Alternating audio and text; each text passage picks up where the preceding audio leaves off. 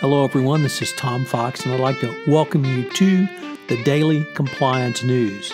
The Daily Compliance News is an offering of the Compliance Podcast Network. March 30, 2019, the Sackler Family Sued Edition. First up, an extraordinarily interesting article from the Financial Times about Wirecare, the German company that has fallen into trouble around its payment processing in Singapore. Well, it turns out that the company's half of the company's resources, or rather revenues, come from partner companies.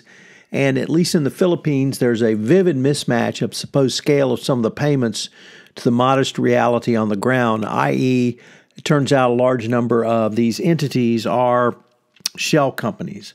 So it's unclear how and why all of this occurred. Nevertheless, the third-party payment process has turned out to be quite much more porous than it may have originally looked.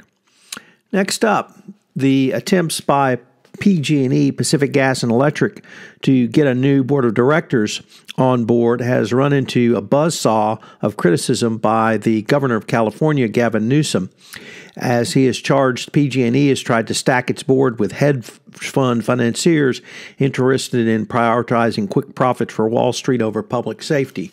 Apparently, PG&E has not really put safety at the top of its attempts to get new board members, and certainly not compliance as well. Next up, as bad as you may think your company is, apparently Nissan was as bad a place to work as it can be, or it could have been rather. And under the reign of Carlos Ghosn, he was arrested, jailed, and stripped of his titles at Renault Nissan. And it was due to the Japanese fear that that Renault would take over Nissan, but also the imperial nature of his rule clearly showed that he would brook no discussion, no negative, no questioning. It was an imperious boss who few have dared to object or raise any doubts about any of his business efforts going forward. It's certainly not the way to run a company, and as catastrophic as the failure was for the company, it's even more catastrophic for Ghosn personally. And finally, the Sackler family has been sued personally, or in their personal capacity, by the state of New York.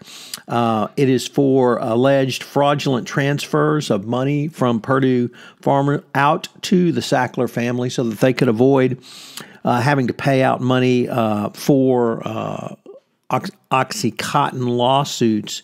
It began more than a decade ago. Some of the emails that were produced as a part of the lawsuit are just horrific in terms of the Sackler family blaming the addicts for their own addiction and saying that there was nothing wrong with OxyContin. So this is a new legal front that's open, and it's going to be interesting to see how it all plays out going forward.